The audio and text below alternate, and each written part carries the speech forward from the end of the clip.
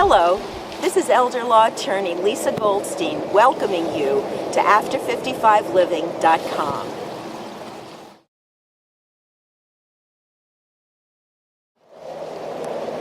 Guardianship is a situation where someone literally takes over the responsibility of managing another human being's life because that human being is now no longer able to do it for themselves. Guardianship is not done lightly. Guardianship is a lifelong process because once you become involved with the court system, unless there's some miraculous cure to your particular condition, the court is not likely to reverse its decision as to whether or not you need the help. Therefore, most people do not want to have a guardianship unless it's absolutely necessary.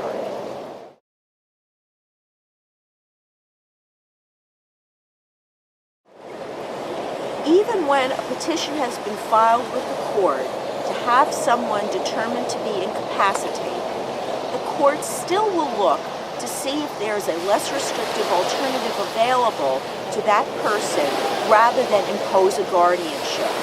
After all, the removal of a person's rights is something that most people would prefer not to have done to them. And therefore, if there's any way that the court does not have to impose a guardianship, they will. However, to be proactive is to be in a much better position in the event that you do become incapacitated. By that I mean, most of us don't always utilize, but should, the 3 advanced directives: the living will, the designation of healthcare surrogate, and the durable power of attorney. With these 3 documents, and providing that you have chosen wisely your surrogate decision maker, there should never be a need to establish a guardianship.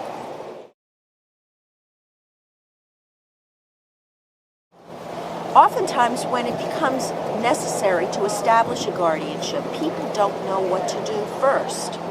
My recommendation is to get an elder law attorney and talk to him or her about your particular set of circumstances. Oftentimes, the attorney, who is not as emotionally involved with the situation as you are, might be able to offer you less restrictive alternatives that you can utilize instead of guardianship.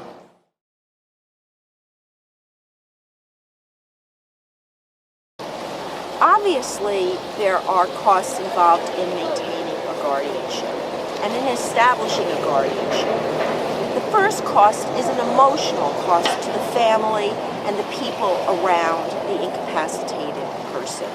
Obviously, there's no dollar amount that one can put on these emotional costs. However, we can quantify the financial costs. It's always a good idea, in my book, to ask in advance your attorney how much he or she charges. Generally, guardianships attorneys charge by the hour because there's no way in advance of knowing how many hours these particular kinds of cases will take. First of all, besides the attorney's fees, we have the filing fees, we have the examining committee fees, we have the court-appointed attorney's fees, and we have annual reporting requirement fees. To establish a guardianship in the state of Florida is minimally $5,000 in most jurisdictions. And this is because there's so many moving parts. However, once a guardianship is established, depending on how often you require your attorney's services to maintain the guardianship and to preserve and protect the assets of the ward, will determine how much your actual annual court costs will be from that point forward.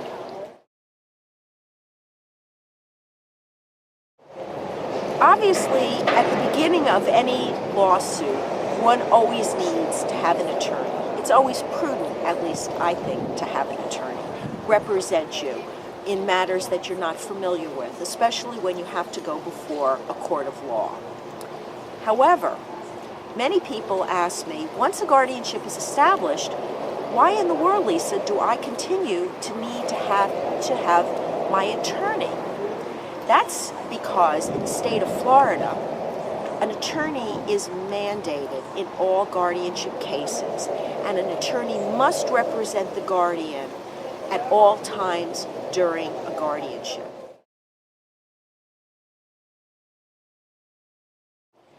A guardian does not just provide milk and cookies. A guardian provides oversight of another human being, depending on what degree and to what extent the court has removed that vulnerable adult's rights.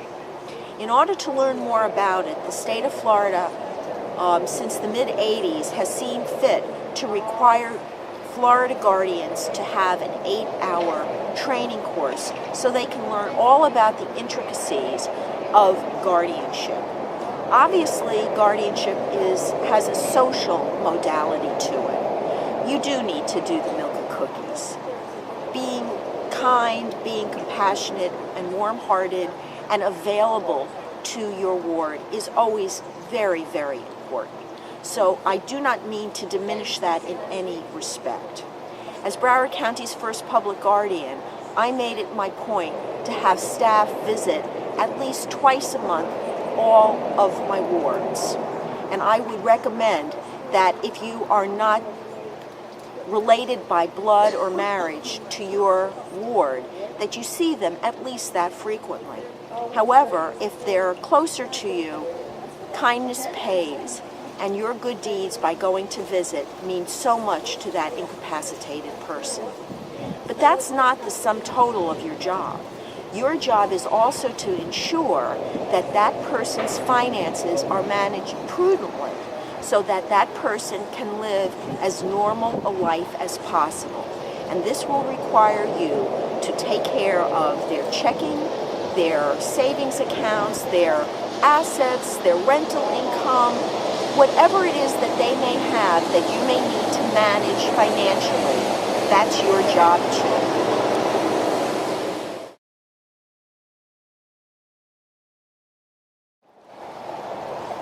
When you are appointed guardian, you are now responsible for the ward's assets.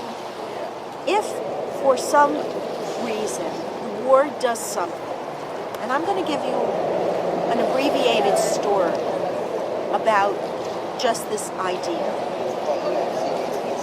A ward was able to accept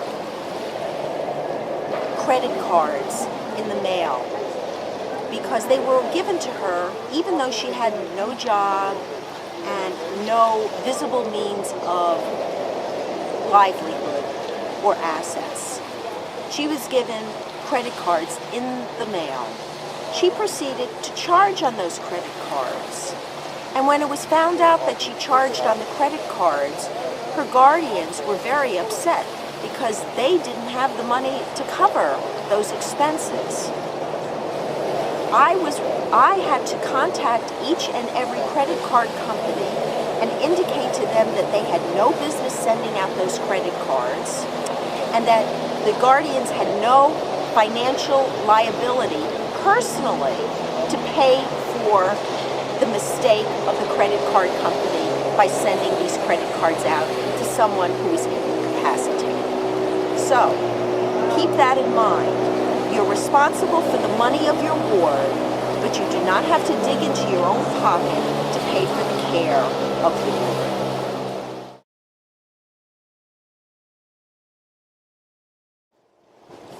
Not all of you live in sunny South Florida, and not all of you live in Palm Beach County where I practice law. So how do you find an elder law attorney here in the state of Florida? As I mentioned earlier, you can always contact the National Academy of Elder Law Attorneys.